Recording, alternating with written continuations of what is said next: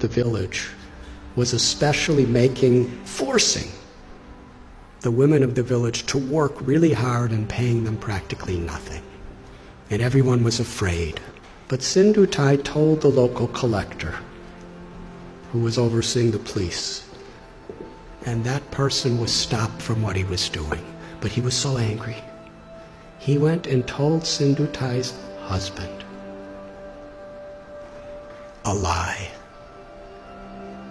He said, "You are such a fool. Your wife is having affairs with so many men. In fact, the child that is within her womb is my child, not yours. I've been having sex with her.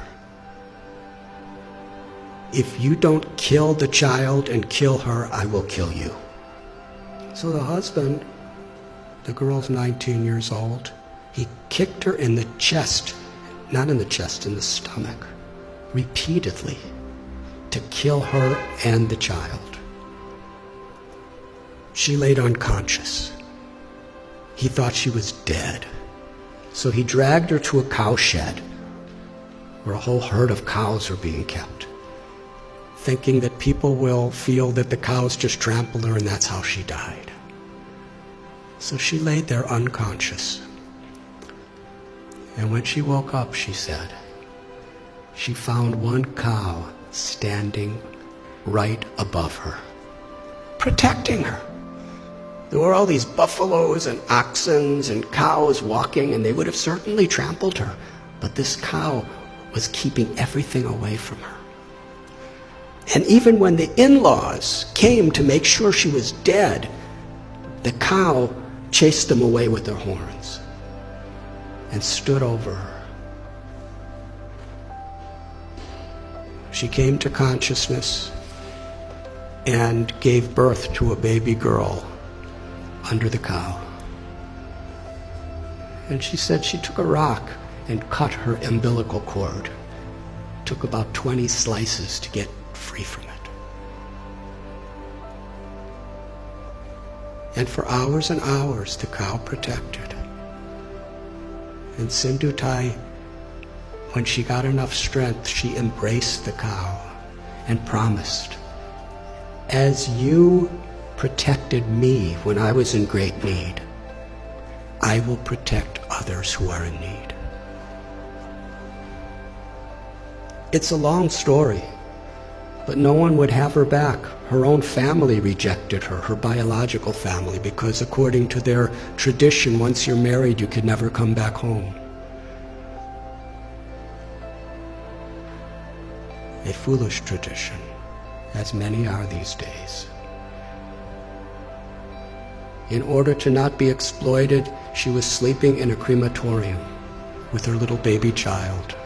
And she would collect wheat that people would put around the dead bodies, and she'd mix it with water and cook it on the fires of the dead corpses. It became such a depressing life for her. She decided, I don't want my child to live like this. So she was going to commit suicide. She went to a railway track with her child in her arms and laid waiting for the train to crush them. But as she was laying there, she heard someone crying in anguish.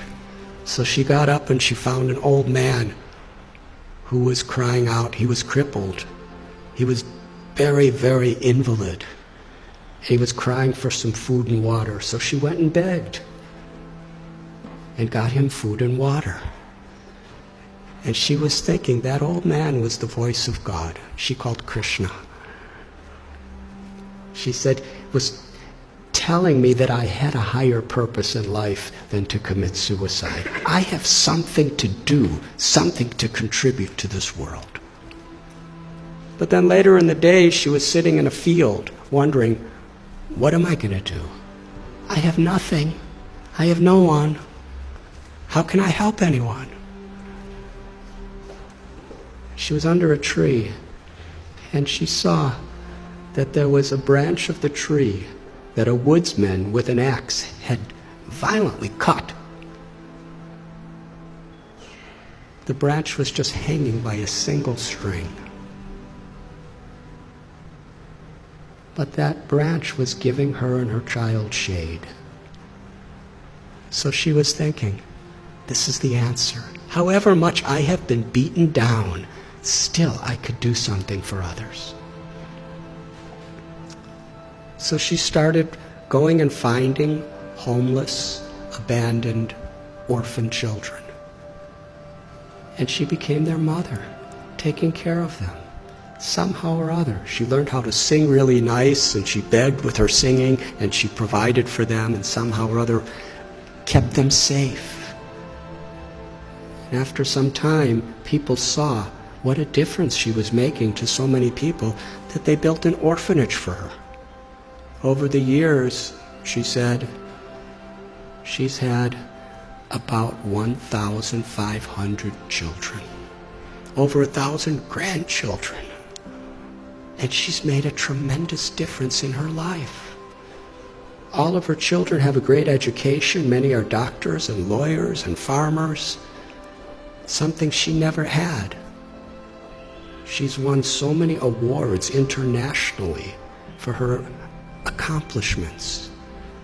But then she explained what the most meaningful and fulfilling thing she ever did in life. Years and years later, after the president of India gave her awards and governors of states and international awards, this really old man came to her orphanage. He was starving, he was sick, he was homeless. He was asking for shelter. After a few minutes, she recognized this was her ex-husband, the person who tried to murder her maliciously. She said to him, when you left me to die, I was homeless in rags. Now you're homeless in rags, and I have a nice place with so many people. She said the most meaningful thing in her life is she forgave him.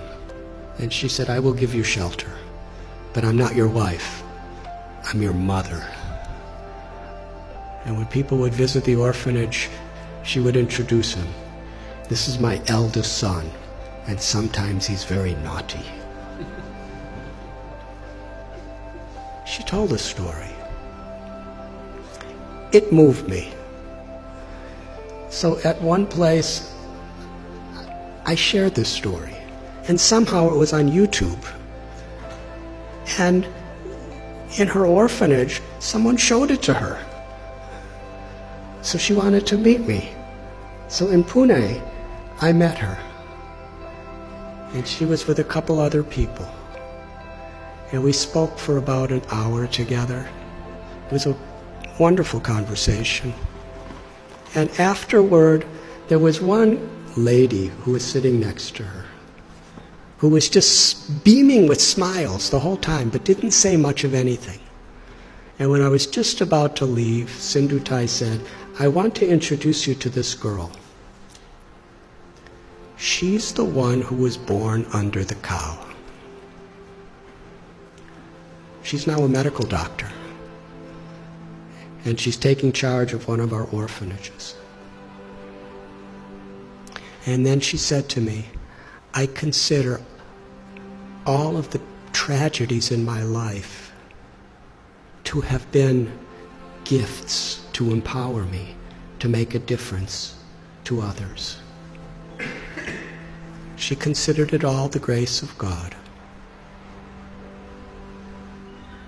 She said, my life has been a road with many thorns, but I made friends with those thorns, and my life became beautiful, and I could give beauty to so many other people's lives. That's one little example of influence without affluence. The power of compassion is far greater than anything that money can do. But when money and knowledge and strength and skills are built on the foundation of that compassion, then not only is our own life enriched beyond our comprehension, but we could make such a difference. We can have such an influence in the world. Each and every one of us, whoever we are, because everyone is so inherently special. And nothing and no one can take that away from us, as long as we are aware.